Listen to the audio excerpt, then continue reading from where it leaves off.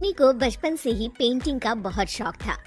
वो हमेशा से ही पेंटर बनना चाहती थी, पर उसके माँ और पिताजी ने उसको कभी भी इस चीज के लिए सपोर्ट नहीं किया और उसकी शादी नीरव से हो गई।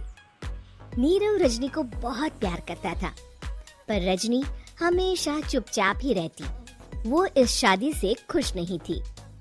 वो ये शादी नहीं करना चाहती थी। उसे तो हमेशा से पेंटर जो बनना था।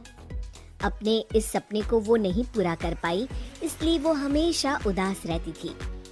रजनी, बहुत ही बढ़िया फिल्म लगी है, कल देखने चले? नहीं जी, कल मुझे बहुत काम है, मैं नहीं जा पाऊंगी। अच्छा तो कोई बात नहीं, संडे को चलते हैं। देखिए, मुझे फिल्म देखना पसंद नहीं है, आपको जाना है तो चले जाइए। नीरव को मना करके रजनी वहाँ से चली जाती है और अपने बैग को खोलकर उसमें बंद पड़े ब्रश और कलर्स को देखकर रोने लगती है। रजनी, चलो ना कहीं बाहर खाने चलते हैं, कुछ तुम्हारी पसंद का।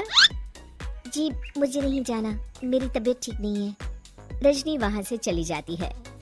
नीरव को समझ नहीं आता कि रजनी उससे इतना दूर क्यों रहती है। वो जब भी उसके साथ वक्त बिताना चाहता है, रजनी कोई ना कोई बहाना बना देती है। एक दिन घर पर कोई नहीं था। रजनी घर का सारा काम जल्दी से खत्म कर लेती है। घर पर अकेले होने के कारण वो सोचती है कि वो आज पेंटिंग करेगी।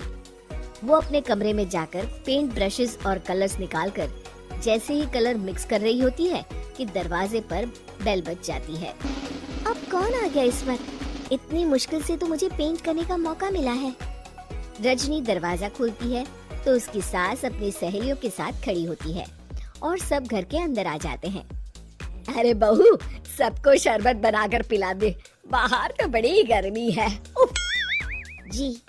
रजनी पेंट ना कर पाने से उदास हो जाती है। उसे गुस्सा भी आ रहा होता है कि उसने इस शादी के लिए हाँ क्यों कह दी। वो रसोई में जा रही होती है कि उसकी सास उसे रोकती है। बहू, सबके खाने का भी इंतजाम कर लेना, आज का लंच तो ये सब यहीं करेगी। हाँ।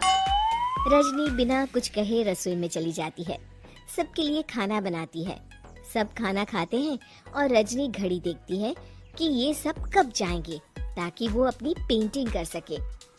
जब शाम होती है तब सब चले जाते हैं अपने घर।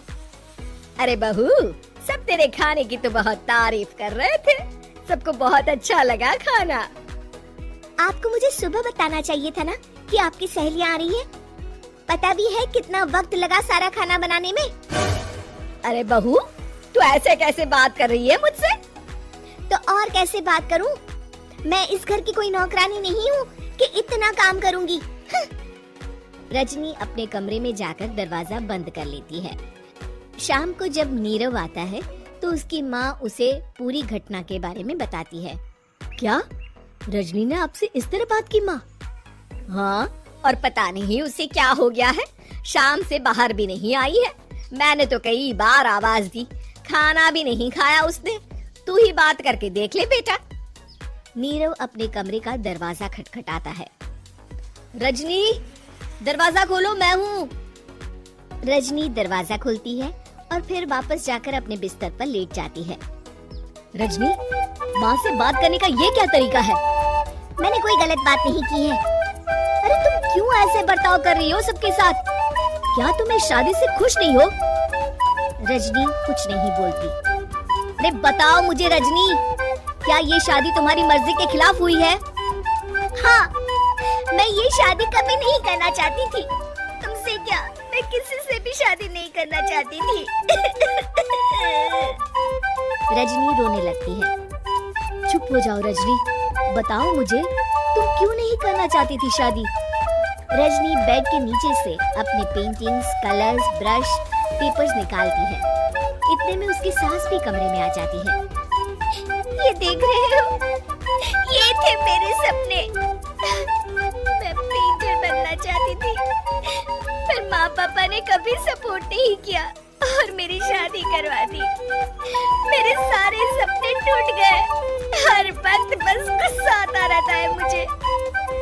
मैं जानती हूँ कि आप लोगों की इसमें कोई गलती नहीं है, पर मैं क्या करूँ, मुझे समझ में नहीं आता।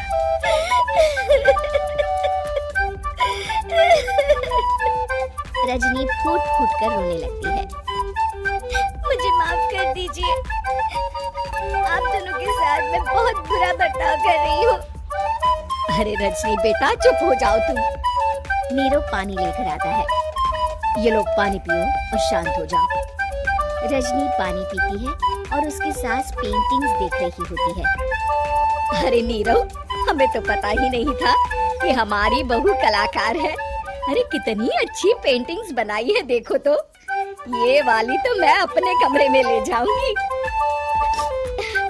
आपको ये पेंटिंग्स अच्छी लगी? अच्छी नहीं, बहुत अच्छी लगी। और तुमने हमें बताया क्यों नहीं? तुम जब चाहे पेंटिंग कर सकती हो रजनी। हम तुम्हारे सपनों को पूरा करने में तुम्हारा पूरा साथ देंगे। हाँ बेटा, हम कला की कद्र करते हैं। हम कलाकार तो नहीं, पर मुझे गर्व है कि मेरी बहू एक कलाकार है। रजनी, नीरव और सास तीनों हंस पड़ते।